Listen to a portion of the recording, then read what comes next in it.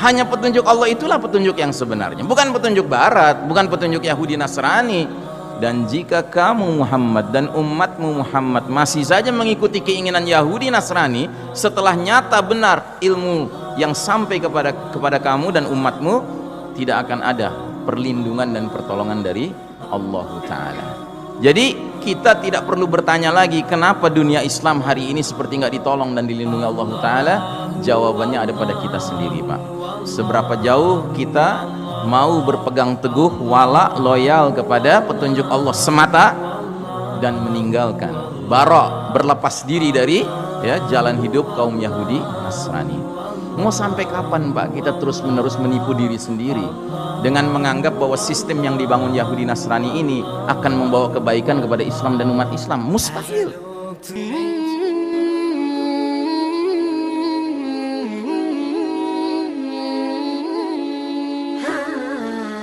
Bismillahirrahmanirrahim.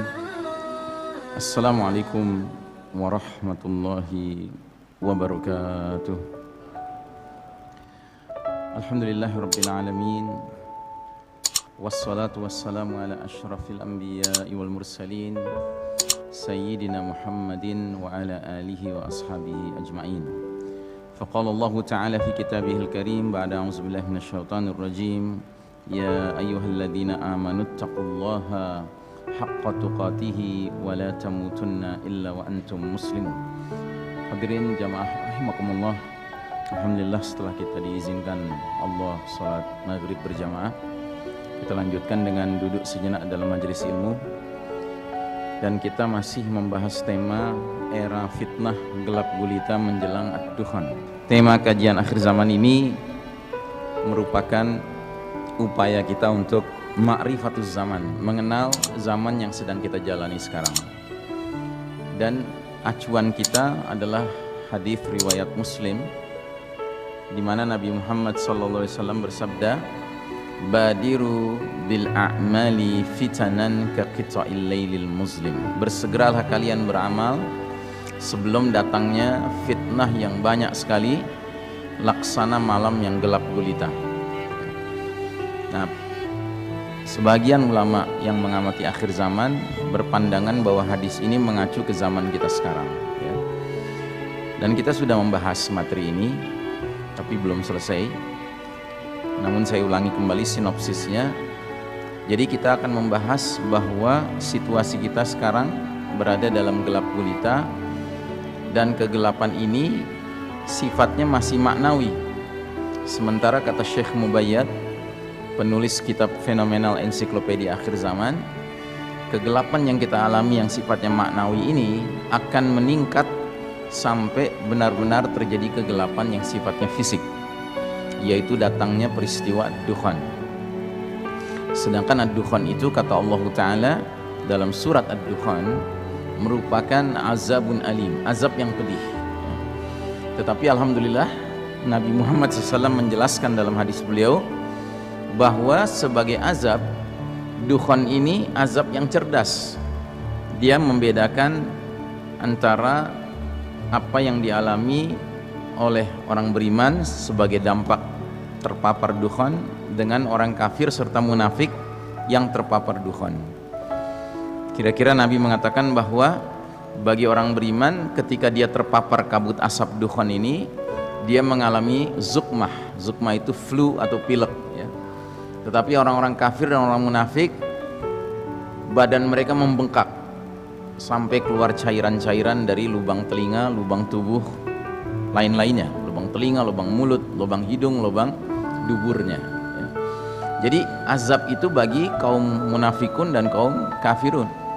Tapi bagi orang beriman, dia menimbulkan masalah tapi tidak sampai menimbulkan masalah yang berat.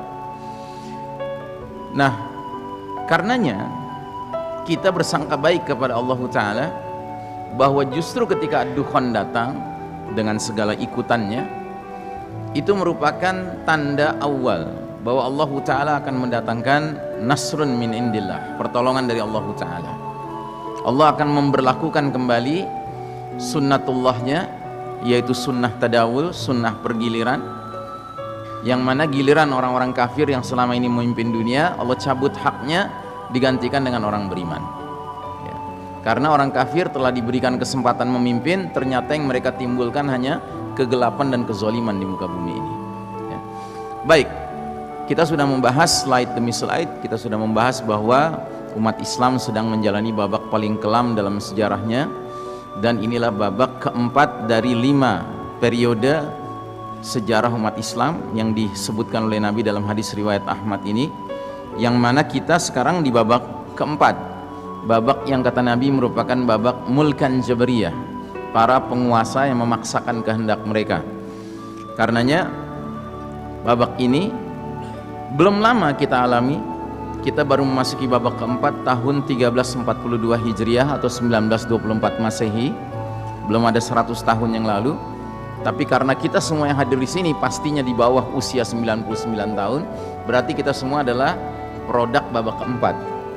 Dan kalau kita jujur mengingat masa remaja kita, barangkali masa kecil kita, saat-saat kita mulai sadar tentang problem kemasyarakatan, problem sosial politik, ya, kita rasanya tidak pernah puas dengan pemimpin yang ada. Mengapa itu? Karena Nabi sudah katakan, inilah babak di mana para pemimpinnya disebut oleh Nabi sebagai mulkan jabariyah, penguasa-penguasa yang memaksakan kehendak mereka. Dan kalau dikatakan memaksakan kehendak mereka, berarti mengabaikan kehendak Allah dan Rasulnya. Dan sepanjang sejarah umat Islam yang terdiri dari 5 babak ini, Allah Ta'ala memperlihatkan sunnatullah yang berlaku. Apa itu? Sunnatut tadawul, sunnah pergiliran. Allah berfirman, wa tilkal ayyamu nudawiluha bainan nas. Demikianlah hari demi hari masa kemenangan dan kekalahan, kejayaan dan keruntuhan kami pergilirkan di antara umat manusia agar mereka bisa mengambil pelajaran. Sehingga kalau kita lihat sampai sejauh ini, sampai babak keempat, kita telah mengalami babak demi babak, dan kita lihat naik turunnya ya kondisi umat Islam. Ini ada garis merah. Kami ingatkan kembali, ini bukan garis kemiskinan, ini garis batas kejayaan. Dari 5 babak sejarah umat Islam, Masya Allah, lebih banyak kita berada di atas garis putih, Pak. Di babak pertama kita di atas garis putih, di babak kedua kita di atas garis putih, di babak ketiga kita juga di atas garis putih. Walaupun makin lama makin turun kualitasnya, sehingga masuk babak keempat kita benar-benar berada di bawah garis merah, ya. Nah, di babak pertama, bagian awal, Nabi Muhammad SAW juga mengalami babak di bawah garis merah, yaitu ketika masih di Mekah. Kita tahu di Mekah yang berkuasa adalah kaum musyrikin, dan Nabi serta para sahabat mengalami penderitaan yang dahsyat sekali ketika di Mekah. Mirip seperti penderitaan umat Islam hari ini, hanya saja bedanya beda skala. Dulu skalanya skala Mekah atau paling jauh skala Jazirah Arab, hari ini skalanya skala dunia. Karenanya nanti juga azab yang datang dari Allah juga skalanya skala dunia. Dukhon itu bukan dukhon yang cuma meliputi Sumatera Kalimantan, enggak. Ini katakanlah simulasi awal saja, Pak, supaya kita bisa merasakan dahsyatnya asap kalau sudah menutupi kehidupan kita. Apalagi kalau dia menutupi seluruh wilayah timur dan barat, sebagaimana kata Nabi dalam hadis beliau, ya. Nah, jadi saudaraku rahimakumullah, babak demi babak kita lalui dan kita lihat naik turunnya umat seperti ini, ya. Dan justru kita melewati garis merah, pindah babak dari babak ketiga ke babak keempat, ketika umat Islam luas wilayah kepemimpinan di dunianya justru pada posisi yang tertinggi, yaitu ketika Kesultanan Utsmani Turki yang sedang memimpin umat Islam, ya. Wilayahnya membentang dari Maroko di Afrika Barat sampai Maluku di Indonesia Timur, dari Rusia di utara sampai ke Pulau Madagaskar di Afrika Selatan. Tidak ada tandingannya, belum pernah ada imperium kerajaan manapun seluas ini wilayahnya.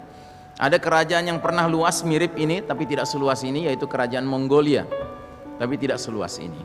Nah, justru ketika umat Islam sedang mencapai puncak keluasan wilayahnya yang dia pimpin, Allah Ta'ala memberlakukan surat Ali Imran 140 tadi.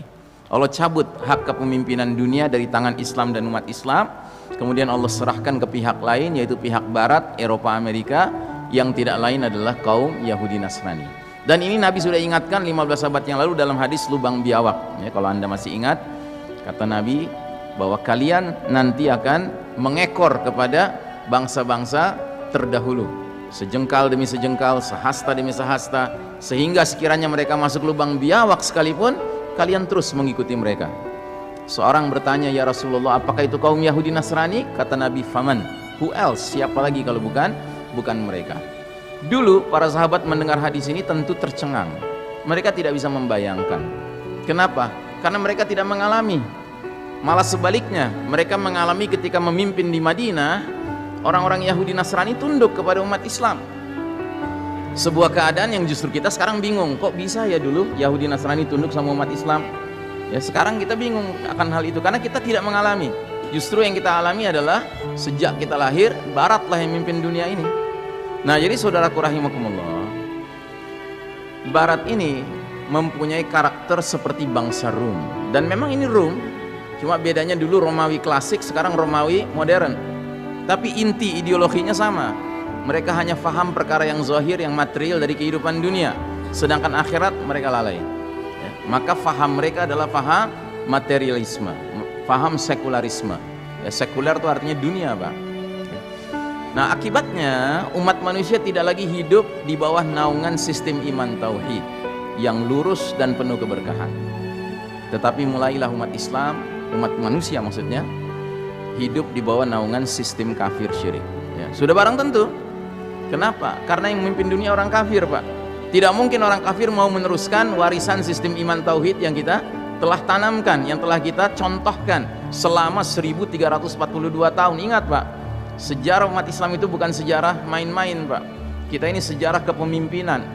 Ya, maka kalau umat Islam tidak memiliki mental kepemimpinan, itu tandanya ada masalah dalam dirinya. Bahwa kita sekarang sedang tidak memimpin itu lain perkara, Pak. Tapi seharusnya kita menyadari bahwa sejarah kita bukan sejarah bangsa pengekor kita ini bangsa pemimpin, Pak. Ya, 1342 tahun kita memimpin umat manusia. Baru 100 tahun Barat kafir Yahudi Nasrani ini mimpin kita. Tapi kita lihat kerusakan yang mereka timbulkan dahsyat sekali. Nah, jadi saudaraku rahimakumullah, selanjutnya Nabi juga memperingatkan bahwa sekalipun kalian sudah berada pada posisi di atas, bisa saja Islam itu kemudian terurai kembali, terlepas kembali. Dan bagaimana urut-urutan lepasnya Nabi sebutkan dalam hadis, ya, yang kita lihat di layar sekarang ini. Sungguh ikatan Islam akan terlepas simpul demi simpul. Bila satu simpul lepas, manusia bergelayutan pada simpul berikutnya.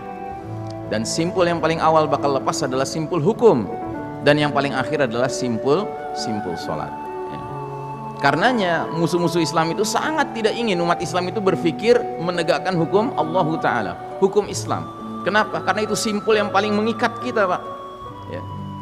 Makanya hari ini bahkan Muslim sendiri yang mengatakan bahwa sudahlah, kita nggak usah berpikir menegakkan hukum Allah. Gitu. Ya, manusia juga cerdas zaman sekarang. Kita bisa bikin rumusan hukum menurut manusia. Ya. Padahal Allah menawarkan hanya dua pilihan dalam surat Al-Maidah ayat 50. Afa hukmal jahiliyyati yabghun wa man ahsanu minallahi hukman liqaumi yuqinun. Apakah hukum jahiliyah yang manusia kehendaki? Dan hukum siapakah yang lebih baik daripada hukum Allah bagi kaum yang yakin? Nah, jadi saudaraku rahimakumullah, semenjak runtuhnya sistem iman tauhid, maka kondisi umat Islam semakin melemah karena rumah besar tempat berlindung dan bernaung telah runtuh. Ya. Komitmen terhadap dinul Islam semakin luntur. Bukan saja hukum Islam sebagai simpul yang paling awal sudah terlepas, sudah ditinggalkan, bahkan tidak sedikit dari kaum muslimin yang terang-terangan meninggalkan simpul yang paling akhir, yaitu sholat. Ya, hari ini mencari orang mengaku muslim tapi tidak sholat sulit apa mudah, Pak? Mudah sekali, ya. Nah, jadi saudaraku rahimakumullah, begitu sistem iman tauhid yang merupakan rumah besar tempat berlindung umat Islam runtuh, maka kaum kafir Yahudi dan Nasrani leluasa melancarkan program yang namanya Ghazwul Fikri. Ghazwu artinya perang, Fikri artinya pemikiran. Orang Barat menyebutnya the battle of minds and hearts, pertarungan memperebutkan hati dan pikiran manusia. Jadi apa yang dilakukan? Mereka menggunakan semua sarana dan prasarana mereka, khususnya di bidang komunikasi dan informasi, untuk menyesatkan cara berpikir umat Islam khususnya. Kenapa? Karena cuma umat Islam lah yang masih memiliki satu-satunya jalan hidup yang benar yang bisa menjadi penghalang mereka. Sistem kafir syirik ini cuma satu penghalangnya, yaitu dinullah al-Islam. Dan Allah sudah nyatakan di dalam surat Al-Maidah ayat 3. Al-yawma ya'isal ladzina kafaru min dinikum fala takhshawhum wakhshawun. Pada hari ini telah berputus asa orang-orang kafir mengalahkan agama kalian. Maka jangan takut pada mereka, takut kepadaku, kata Allah Ta'ala. Nah, jadi saudaraku rahimakumullah, Ghazwul Fikri ini dilancarkan untuk membuat umat Islam mengikuti way of life mereka, jalan hidup mereka, sambil memastikan umat Islam benar-benar meninggalkan Islam sebagai petunjuk hidup. Mereka pastikan umat Islam tidak lagi berpikir perlunya menegakkan sistem iman tauhid. Di negeri ini, Pak, tidak perlu orang kafir lagi yang teriak-teriak, nggak perlu menegakkan khilafah. Bahkan Muslim hari ini yang teriak di negeri ini. Orang kafirnya ongkang-ongkang kaki, Pak. Padahal itu keniscayaan sejarah, Pak. 1342 tahun kita hidup di bawah naungan rumah yang IMB-nya dari Allah Ta'ala, izin mendirikan bangunannya. SK nomor berapa? 230, Al-Baqarah ayat 30. Inni ja'ilun fil ardi khalifah. Aku punya rencana menetapkan khalifah di muka bumi ini. Makanya sepanjang sejarah khalifah cuma ada dua, Pak. Khalifah yang amanah dan khalifah yang khianat. Khalifah juga cuman khianat. Yang amanah adalah yang menegakkan aturan dan hukum Allah. Yang khianat adalah yang mencampakkan aturan dan hukum Allah dan bikin aneka hukum dan aturan bikinan manusia. Itu namanya khalifah yang khianat, Pak, siapapun dia. Makanya Ibnu Taimiyah rahimahullah, ketika Mongolia masuk menyerbu ibu kota kita, Pak, waktu itu ibu kota khilafah adalah Baghdad. Mereka bantai kaum muslimin, menurut satu riwayat sampai 200.000 orang tewas, menurut riwayat yang lain 400.000 orang tewas, sehingga sungai Yufrat menjadi merah warnanya, darah umat Islam. Tapi bukan hanya merah, hitam juga. Karena apa? Dari berbagai perpustakaan di Baghdad itu, buku-buku, kitab-kitab klasik itu dilempar ke dalam sungai Yufrat sehingga menjadi hitam, hitam tinta, ya. Kemudian beberapa tahun umat Islam tidak memiliki kepemimpinan, beberapa tahun saja. Karena apa? Setelah Mongol berkuasa di Baghdad, berinteraksi dengan umat Islam yang merupakan rakyatnya, mereka dapat hidayah, memeluk Islam, ya, menjadi Muslim, ya. Tetapi Imam Ibnu Taimiyah yang waktu itu hidup tidak mencabut fatwa berjihad melawan penguasa Mongol itu. Aneh kan? Ya kan? Mestinya dibilang Imam Ibnu Taimiyah itu Khawarij mestinya. Tapi kenapa tidak dibilang begitu? Karena si penguasa Mongol yang sudah Muslim ini mencari ulama yang bisa dibujuk untuk membujuk Ibnu Taimiyah, ya. Dapatlah beberapa ulama dari Yaman, Pak, dibujuk mereka untuk membujuk Ibnu Taimiyah agar mencabut fatwa jihad karena sudah masuk Islam. Datanglah mereka kepada Imam Ibnu Taimiyah, mereka bilang, wahai Imam, kenapa engkau tetap mengeluarkan fatwa berjihad melawan penguasa Mongol yang sudah masuk Islam? Kata Ibnu Taimiyah, jawab dulu pertanyaan saya, katanya. Oh, sebelum itu si ulama-ulama Yaman ini mengatakan, sedangkan dulu Imam Ahmad bin Hambal ketika Khalifah Ma'mun memenjarakan dia, mencambuk dia, menyiksa dia, ya kan? Dia tidak mengeluarkan fatwa kepada umat untuk berjihad melawan khalifah. Ya. Ingat itu, Pak, itu sejarah, Pak. Itu sejarah. Kenapa Khalifah Ma'mun begitu kepada Imam Ahmad? Karena Khalifah Ma'mun sudah terpengaruh pikiran Mu'tazilah. Mu'tazilah itu kalau hari ini jil lah gitu kira-kira, ya kan? Sehingga dia memerintahkan Imam Ahmad keluarkan fatwa, pesanan dia bahwasanya Al-Quran itu makhluk. Itu fahamnya Mu'tazilah. Imam Ahmad nggak mau, dia tetap konsisten dengan faham Ahlus Sunnah wal Jamaah. Al-Quran kalamullah. Dipenjara, dipecut, dicambuk, disiksa, nggak ada perlawanan, nggak ada mengajak umat melawan. Jadi kata ulama-ulama Yaman ini, kenapa dulu Imam Ahmad sudah sampai dicambuk, ya kan, dia tidak mengeluarkan fatwa jihad, ya kan? Terus kata Ibnu Taimiyah, jawab dulu pertanyaan saya. Khalifah Ma'mun, pernahkah dia merubah hukum dari hukum Quran dan Sunnah? Pernahkah dia merubah? Tidak pernah, ya kan? Pernahkah dia mengarahkan untuk membuat aturan baru, hukum baru selain Quran dan Sunnah? Tidak pernah. Nah, ketahuilah, penguasa Mongol ini walaupun sudah masuk Islam, dia memperkenalkan sebuah kitab namanya Ilyasa. Kitab apa itu? Kitab peraturan pemerintahan yang isinya gado-gado. Islam ada, Kristen ada, Yahudi ada, Mongol juga ada, adat Mongol. Kita perangi demi Allah katanya. Ya. Jadi saudaraku rahimakumullah, fahamilah bahwa hakikat kepemimpinan adalah kita mentaati orang yang hanya mentaati Allah dan Rasulnya.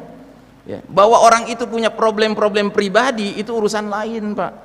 Ya, Imam Ahmad ketika itu memandang Khalifah Ma'mun, dia punya kezaliman pribadi, tapi bukan kezaliman yang sampai menular kepada seluruh pemerintahan yang dia pimpin.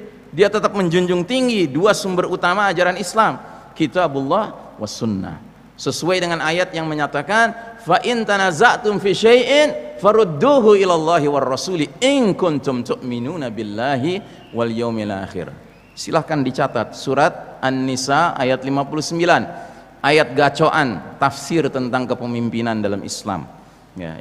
Jadi intinya di ayat itu mengatakan, hai orang-orang beriman, taatilah Allah dan taatilah Rasul dan para pemimpin di antara kalian, dan jika kalian berselisih pendapat tentang satu perkara, kembalikan kepada Allah dan Rasulnya.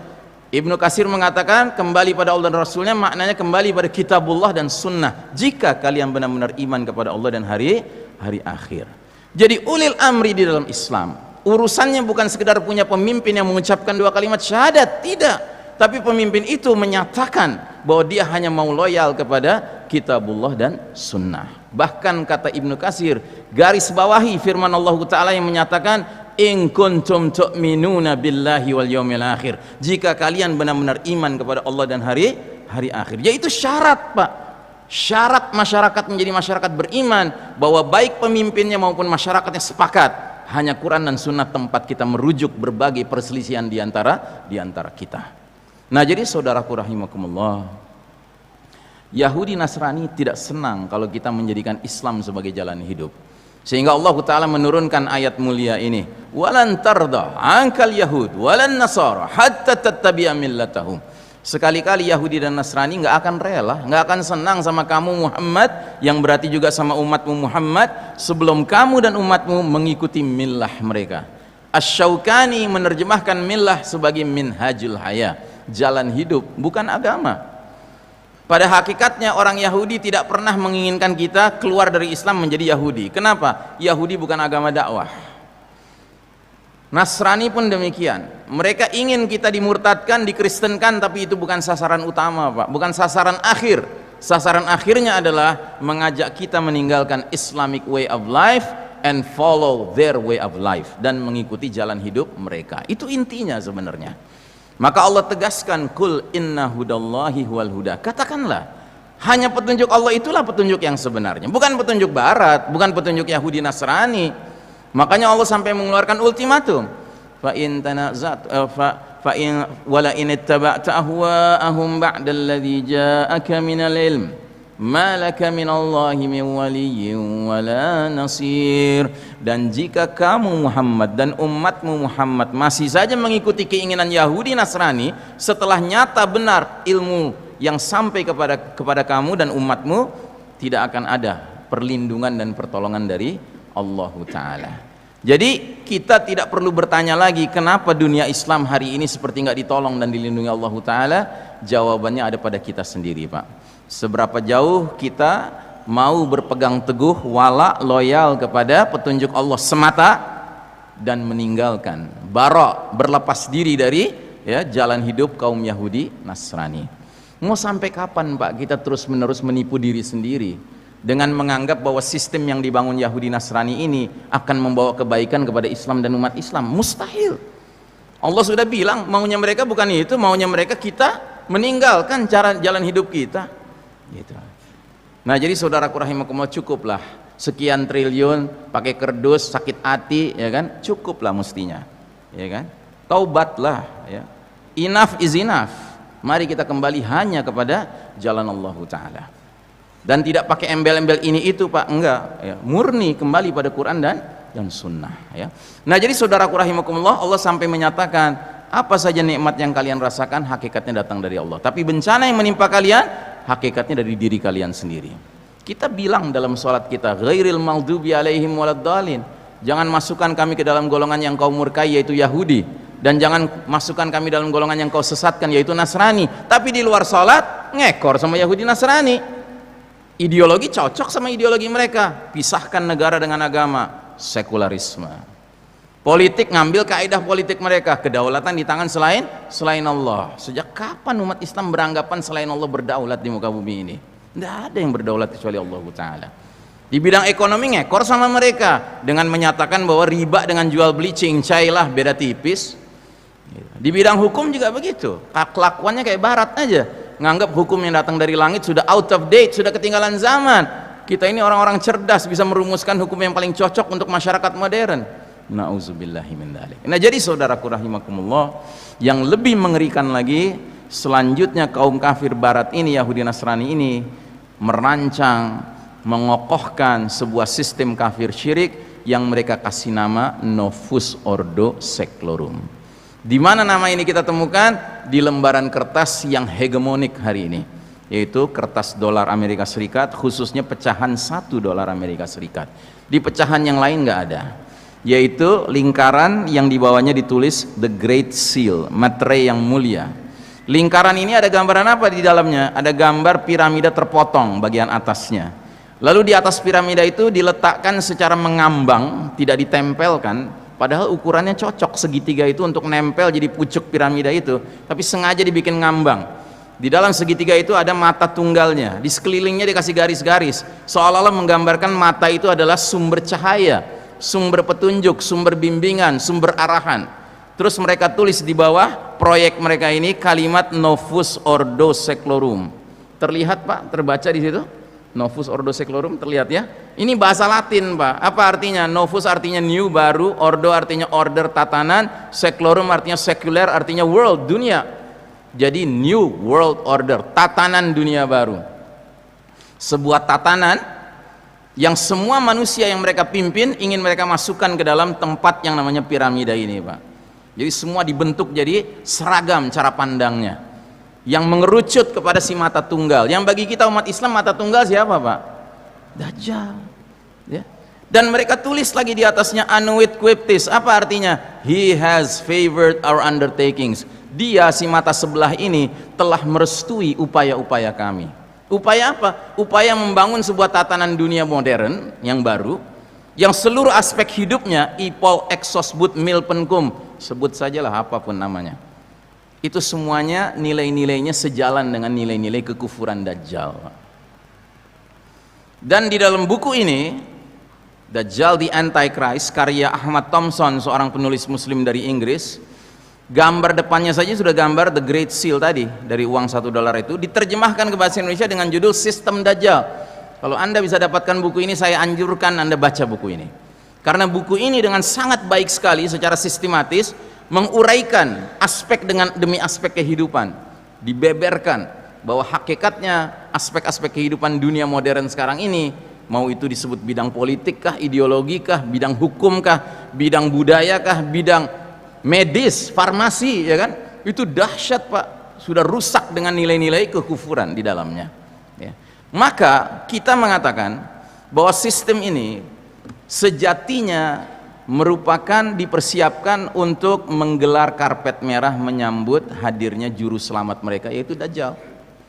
Yahudi itu menganggap Dajjal itu juru selamat mereka Pak ya. Kenapa? Inilah keunikan bahasa Arab. Al-Masih itu artinya juru selamat, tetapi Al-Masih dalam bahasa Arab juga artinya pembohong, pendusta. Jadi orang-orang Yahudi karena sudah dimurkai sama Allah, Al-Maghdubi alaihim, akhirnya hati mereka jadi terbalik Pak. Yang hak dibilang batil, yang batil dibilang hak. Jadi yang mereka nantikan itu sang pembohong akan mereka perlakukan sebagai sang juru selamat, Dajjal. Sementara kita orang-orang beriman, kita sadar Al-Masih yang nanti turun adalah Isa alaihi salam. Dialah juru selamat. Dialah yang nanti mengajak orang-orang kafir, orang ahli kitab bertaubat mengikuti agama Nabi akhir zaman, Nabi Muhammad SAW.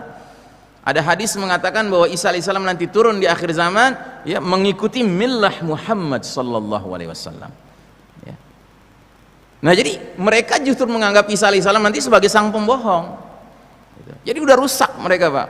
Makanya mereka sekarang menyambut dengan membangun sistem ini Pak. Nah, jadi kita umat Islam didorong untuk turut mendukung sistem Dajjal ini, yang berarti diajak untuk turut menyambut hadirnya fitnah paling dahsyat sepanjang sejarah Bani Adam. Nauzubillahi min dzalik. Nah, karenanya kita mengatakan bahwa sistem kafir syirik dunia modern sekarang ini hakikatnya adalah sistem Dajjal. Dan rumah yang mereka bangun dengan simbol seperti ini yang dikasih nama PBB, yang kita nyebutnya Perserikatan Bedeng-Bedeng, karena kita udah nggak punya rumah Pak sekarang, yang ada cuma bedeng-bedeng, bedeng Turki sekuler, bedeng Mesir, bedeng Indonesia, ya kan? Masing-masing bedeng bangga dengan bedengnya sendiri-sendiri, yang sudah beda dengan rumah tadi. Kalau rumah tadi jelas sepakat Quran dan Sunnah sebagai sumber nilai, sumber norma, sumber hukum, tapi masing-masing bedeng nyari sumbernya sendiri-sendiri, dibumbui dengan simbol lagi Pak. Ada yang simbolnya binatang hewan, singa, ada yang simbolnya burung, ya kan, terserah, tapi yang pasti nggak ada contohnya dari Nabi SAW simbol-simbol itu. Nah, jadi saudaraku rahimakumullah, ini cuman sekedar simbol saja PBB ini. Hakikatnya yang mereka mau dirikan apa? New World Order, tatanan dunia baru. Itu simbol yang sebenarnya, the Great Seal, itu rencana besar mereka, Novus Ordo Seclorum. Nah, jadi saudaraku rahimakumullah, Nabi sampai menggambarkan situasi kita seperti dalam hadis ini. Kalian berada dalam era penuh fitnah seperti malam yang gelap gulita, dan ancamannya bagi umat Islam sangat mengerikan. Pagi beriman, sore kafir. Sore beriman, pagi kafir. Kenapa itu terjadi? Karena rela menjual agama demi mengejar kenikmatan dunia. Karenanya kita katakan bahwa sedemikian masif dan destruktifnya badai fitnah yang ada, sehingga ancaman bagi umat Islam bukan hanya terjerumus ke dalam dosa-dosa kecil Pak, bukan pula dosa besar, tetapi dosa nawaqidul iman, pembatal keimanan. Ini yang paling mengkhawatirkan. Ini puncak kegelapan dari babak keempat ini Pak. Bermunculannya muslim-muslim yang sadar tidak sadar terlibat dalam dosa yang kategorinya membatalkan keimanan. Dan salah satunya yang sangat populer hari ini adalah dosa al-istihza'u bid-din, mengolok-olok agama. Hari ini orang mengolok agama ada Pak? Ada tidak? Ada. Ya, terang-terangan mereka mengolok-olok agama. Yang terang-terangan lah bilang bahwasanya itu orang-orang aneh, ya kan, belum pernah mengalami, bilang nanti ada kehidupan lain sesudah dunia ini. Nauzubillahi min dzalik. Ini mengolok-olok agama Pak. Dua pemuda muslim di atas balkon entah di mana malam hari, ya kan, ketawa-ketawa bilang malam ini kita mau masak daging babi, tapi supaya nggak terlalu najis, ya kan, kita siram dengan sari korma dan air, minyak zaitun. Ketawa mereka. Anda pikir ini main-main Pak? Ini serius Pak. Timbangannya di sisi Allah bukan hal sederhana. Ini hal serius, hal membatalkan iman. Kalau ada di antara Anda punya akses kepada dua anak muda itu, ajak mereka bertaubat sebelum kematian menjemput mereka. Kenapa? Karena sejak mereka bikin video itu, kalau mereka tidak taubat, semua amal kebaikan mereka nggak ada nilainya di sisi Allah Ta'ala sebelum mereka bertaubat, ya. Nah, jadi saudaraku rahimakumullah, dan nawaqidul iman bukan hanya itu, masih ada yang lain-lainnya, ya. Nah, sistem Dajjal telah menjelma menjadi peradaban penuh dosa, bahkan menghasilkan umat Islam yang murtad dari dinnya, karena kehidupan tidak lagi diarahkan untuk meraih ridho Allah, melainkan menuju penyambutan ridho Rabb palsu, yaitu Dajjal. Sehingga Nabi dalam hadis yang lain menggambarkan situasi kita hari ini sebagai berikut. Hampir-hampir bangsa-bangsa memperebutkan kalian umat Islam seperti memperebutkan makanan di mangkok. Seseorang langsung bertanya, apa karena kita minoritas sedikit jumlahnya? Kata Nabi, tidak, kalian jumlahnya banyak sekali. Walakinnakum ghutha'un ka ghutha'is sail. Cuma sayang kalian ketika itu seperti buih yang mengapung di atas air. Buih itu ciri khasnya ringan Pak. Itulah perbedaan kita dengan generasi terbaik dahulu kala, para sahabat radhiyallahu anhum ajmain. Mereka bobotnya berat Pak, bobot akidah, bobot akhlak, bobot ukhuwah, bobot ibadah, bobot muamalah, bobot infak, sodakohnya, bobot dakwahnya, jihadnya berat Pak. Nah, kita ringan Pak. Dan kata Nabi, kalau sudah seperti itu kondisi umat ini, sekalipun banyak tapi ringan, Allah cabut rasa takut musuh kepada kalian. Hari ini musuh takut nggak sama kita Pak? Nggak takut musuh sama kita hari ini. Dia bikinlah skenario penusukan tanpa darah. Ajib, ada penusukan tanpa darah Pak. Nanti lihat aja, pasti umat Islam yang jadi sasaran. Yang dibilang pelakunya pasti umat Islam, kaitannya dengan Islam. Gitu. Nggak ada takutnya Pak mereka dengan kita hari ini. Kenapa nggak ada takutnya? Karena kita nggak pantas ditakuti. Apa yang pantas ditakuti dari orang yang dalam sholatnya bilang ghairil maghdubi alaihim waladdallin, di luar sholat kelakuannya kayak Yahudi Nasrani? Apa yang patut ditakuti dari orang seperti ini? Yang antara ucapan dengan perbuatannya nggak ada sinkronisasi. Nah jadi saudaraku rahimakumullah, lebih parah lagi kata Nabi SAW, dan Allah menanamkan penyakit al-wahan di dalam hati kalian.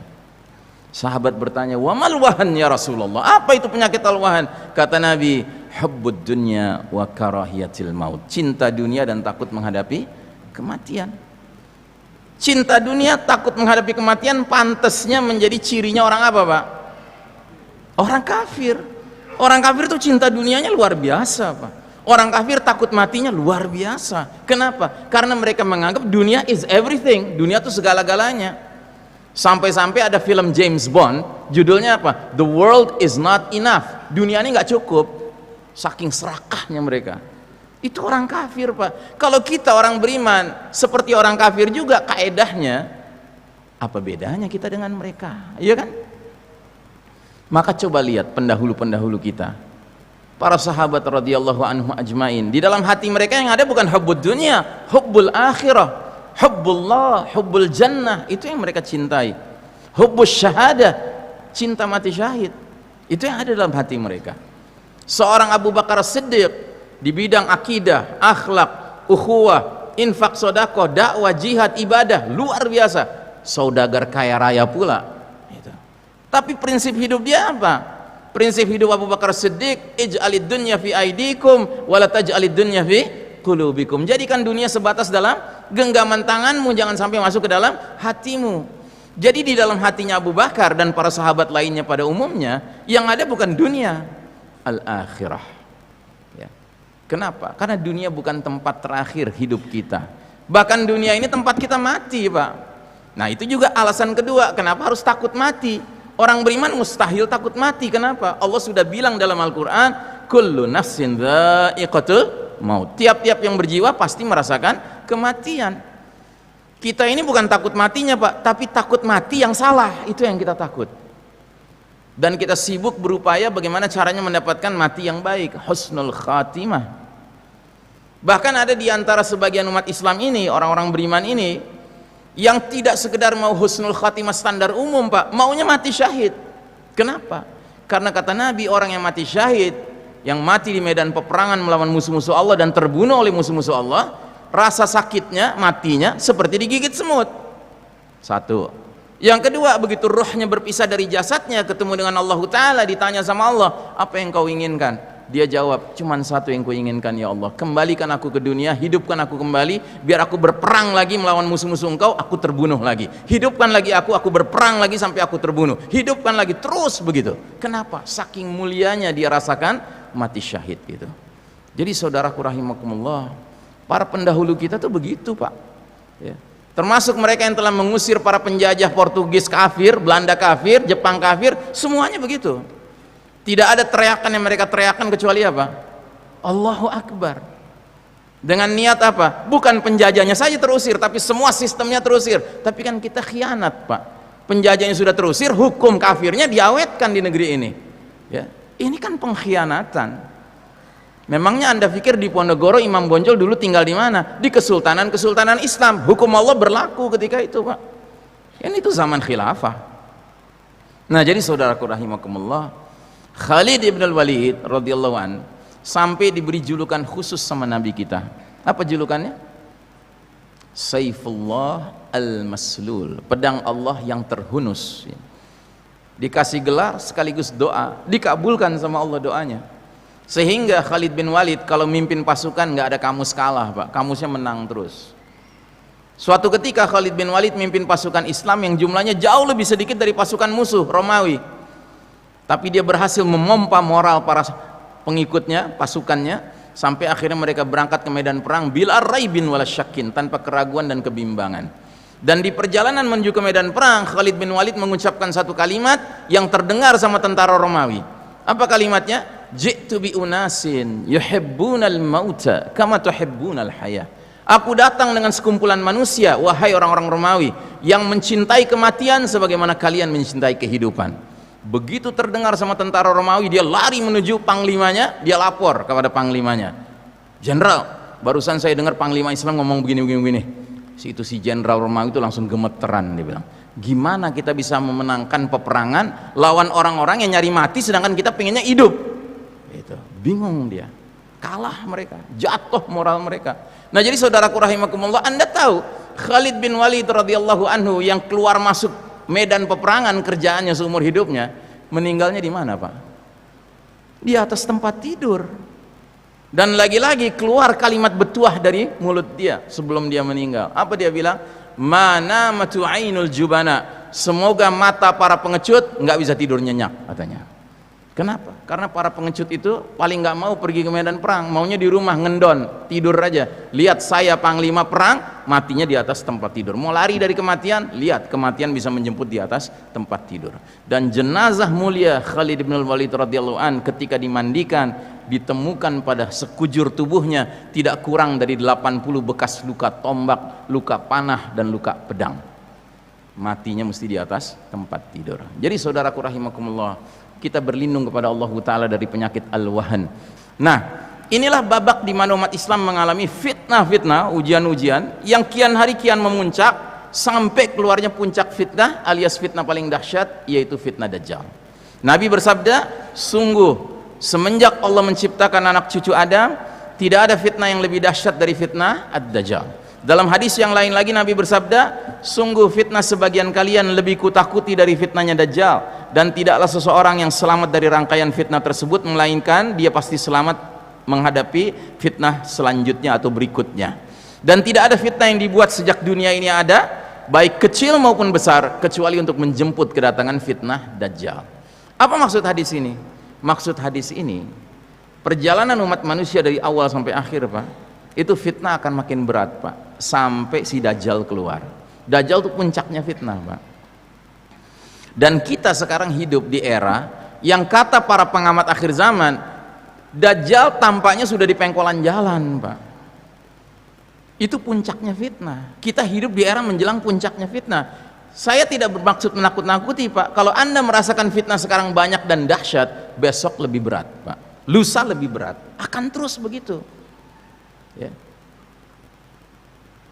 Get ready, this will be a tough ride. Yeah. Siap-siap, ini perjalanan kita makin berat, Pak, bukan makin ringan. Ya. Nah, namun demikian, ada satu hal yang lebih mengkhawatirkan lagi. Saya minta waktu sedikit ya. Sekalipun oknum Dajjal belum keluar, namun umat Islam di dalam sistem kafir syirik dunia modern dewasa ini harus menghadapi fitnah yang kata Nabi Muhammad SAW lebih beliau takuti dari fitnah Dajjal menimpa umat ini. Ini disebutkan oleh sahabat Abu Dzar Al-Ghifari radhiyallahu an, dia dengar langsung dari Nabi.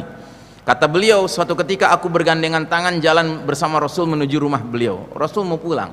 Tiba-tiba kata Nabi, "Ghairud dajjalu akhwafu ala ummati minad dajjal." Sungguh selain Dajjal ada yang lebih kutakuti atas umatku.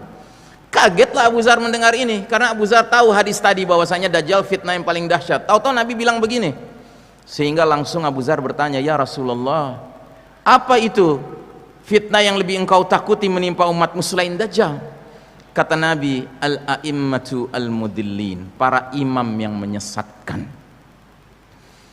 Para ulama kita membahas tentang al-a'immah al-mudillin ini, kesimpulan mereka ada dua maknanya.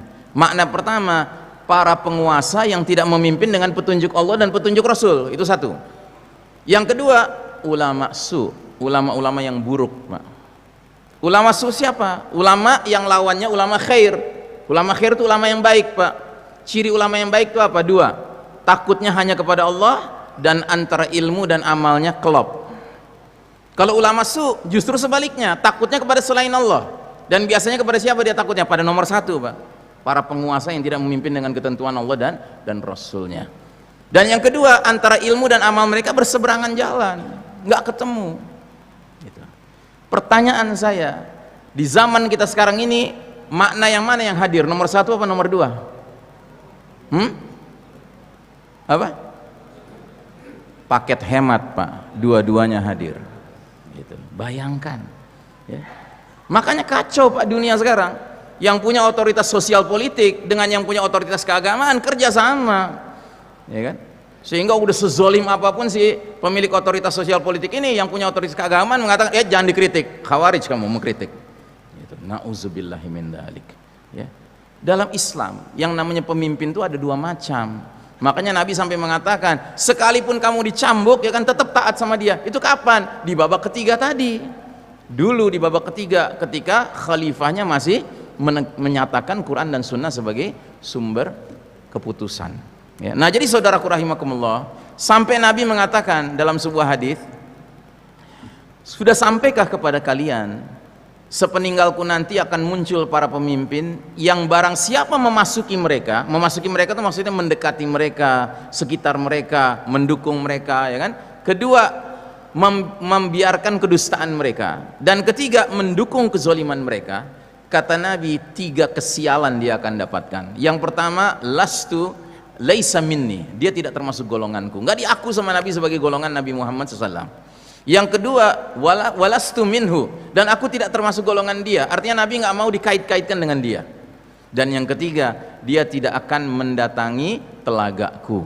Telaga Nabi itu adalah al-haud. Di hari berbangkit nanti Nabi berdiri di samping sebuah telaga, isinya air jernih, air bersih. Dia akan bagikan kepada setiap muslim yang datang kepada dia, ya kan?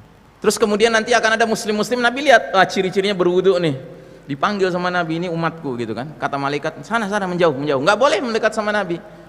Kenapa? Karena kata malaikat, engkau tidak tahu apa yang mereka kerjakan setelah engkau wafat. Rupanya kerja mereka adalah apa? Mendukung pemimpin yang sepatutnya nggak didukung. Karenanya Nabi terus mengatakan, adapun barang siapa yang tidak memasuki mereka, jadi nggak deket-deket sama mereka, jaga jarak, terus tidak membantu kezaliman mereka, tidak membenarkan kedustaan mereka, 3 fadilah mereka akan dapatkan. Pertama, fahuwa minni, diaku sama Nabi sebagai golongan umat Muhammad SAW.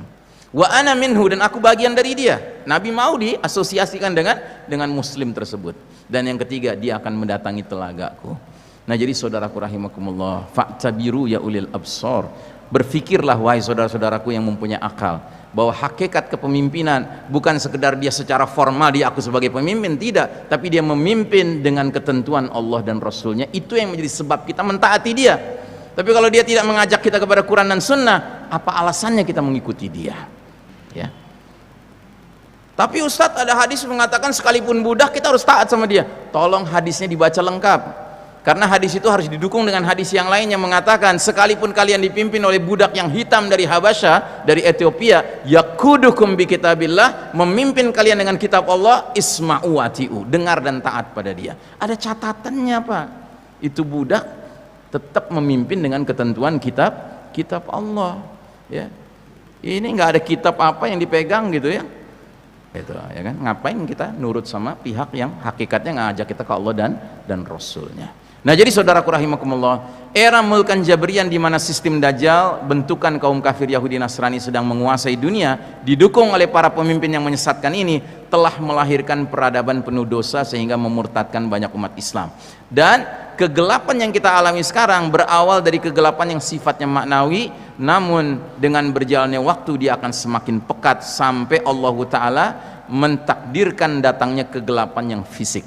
Apa itu? Peristiwa Ad-Dukhan. Ad-Dukhan dikatakan oleh Allah dalam surat Ad-Dukhan di ayat ke-11-nya, yaghshan nas, meliputi semua manusia, wa hadza adzabun alim, ini azab yang pedih ya. Tapi alhamdulillah dalam hadis kata Nabi, azab ini cerdas. Ad-Dukhan membuat orang beriman seperti kena flu, sedangkan Ad-Dukhan membuat orang kafir membengkak tubuhnya sampai keluar cairan dari kedua telinganya. Kata Ali bin Abi Thalib, lalu asap itu akan menghembus orang kafir sampai binasa. Kalau kata anaknya Umar bin Khattab, asap itu akan masuk ke telinga orang kafir dan munafik sampai kepala mereka dirasakan seperti kepala hewan yang terpanggang. Jadi yang jelas tersiksa adalah kaum kafir dan kaum munafikun. Jadi babak Mulkan Jabrian ini, di mana sistem Dajjal menggurita secara mendunia, telah melahirkan peradaban manusia yang mempertontonkan kesombongan, kemungkaran, kemaksiatan, kezaliman, kesyirikan, kemunafikan, kekufuran yang luar biasa terhadap Allah Rabbul Alamin. Ketika Allah menilai bahwa peradaban ini sudah melampaui batas togo, maka Allah pasti mendatangkan azab yang berskala dunia. Ya, bayangkan saja, dulu di zaman Nabi Lut alaihissalam, LGBT dipraktekkan di 7 kota, semuanya di satu negeri, namanya Sodom. Sedangkan hari ini Pak, LGBT sudah dihalalkan hukumnya, ya, pernikahan sejenis kelamin sudah halal hukumnya di 23 negara di seluruh dunia Pak. 23 negara terpencar-pencar, Kanada, Amerika Utara, Eropa, Afrika Selatan, Australia, Selandia Baru. Belum lagi negeri-negeri Asia yang sedang ngantri jadwal di parlemennya membicarakan tentang LGBT. Taiwan, Hong Kong, ya kan, itu semua tuh menanti saja. Bayangkan Pak, kayak apa azab Allah, ya. Nah, jadi dukhon ini harus kita yakini, ya, bahwasanya dia adalah makar Allah. Wa makaru wa makarallah wallahu khairul makirin. Orang-orang kafir membuat tipu daya sistem Dajjal ini, tetapi Allah akan balas tipu daya mereka dengan mendatangkan dukhon dengan segala perangkat-perangkatnya. Jadi badai fitnah dukhon dan fenomena alam lainnya ternyata justru membawa kepada kondisi yang mengisyaratkan bahwa Allah Ta'ala akan segera menggilir kembali kepemimpinan dunia kepada kaum beriman sesudah kaum kafir berjaya namun memanfaatkannya untuk menebar kegelapan dan kezaliman. Jadi ayat ini akan berlaku lagi, cuman arah panahnya bukan ke bawah. Kalau kemarin arah panahnya ke bawah dari babak ketiga ke babak keempat, nanti kita berpindah dari babak keempat ke babak kelima, ke atas Pak, ya.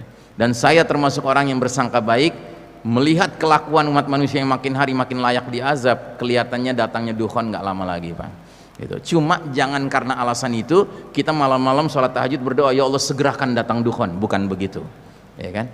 Jangan kita mengharapkan fitnah, jangan. Tetapi yang pasti kalau itu terjadi, kita harus menjadi orang beriman yang cerdas, ya, yang melihat apa yang ada di baliknya. Nah, jadi saudaraku rahimakumullah, hakikatnya perpindahan kita dari babak keempat di mana kita hidup sekarang menuju babak kelima penuh kejayaan nanti harus melewati masa transisi yang memang penuh ujian, penuh tantangan, penuh kesulitan.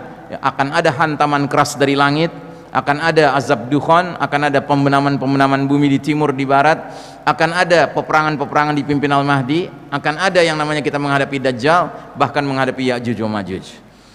Dan ini semua kaedahnya adalah inna ma'al usri yusron. Sesungguhnya bersama kesulitan ada kemudahan. Ada satu yang saya lupa sebut, akan terjadi shutdown of modern technology.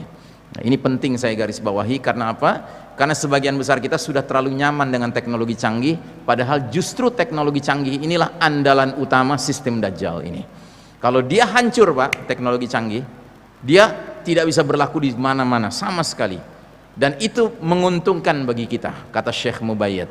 Kenapa? Karena tiba-tiba barat kafir yang tadinya merasa digdaya dengan teknologi canggih, dengan kita kaum muslimin menjadi setara. Tadinya mereka di atas kita, ya, mereka bisa menzolimi kita dengan kecanggihan teknologi. Nanti kalau sudah nggak ada teknologi Pak, kita jadi setara. Dan kalau sudah setara, kaidah Betawi bisa kita pakai. Lo jual, gue borong, gitu. Dengan catatan kita mempersiapkan diri dan generasi. Ya, persiapkan latihan berkuda, latihan memanah, latihan berenang, ya, dan berbagai persiapan lainnya, ya, yang memang diperlukan dalam situasi dunia yang berubah sama sekali kelak nanti. Mudah-mudahan apa yang saya sampaikan sore hari ini menjadi ilmu bermanfaat untuk kita semua. Saya tidak bermaksud menakut-nakuti, tapi ini peringatan, ya, karena sesungguhnya dunia hari ini benar-benar berada dalam keterpurukan yang patut kita fahami bersama. Demikianlah, mari kita tutup dengan doa yang disunnahkan Nabi kita, doa kifaratul majlis. Subhanakallahumma wa bihamdika asyhadu an la ilaha illa anta astaghfiruka wa atubu ilaik. Walhamdulillahirabbil alamin. Wassalamualaikum warahmatullahi wabarakatuh.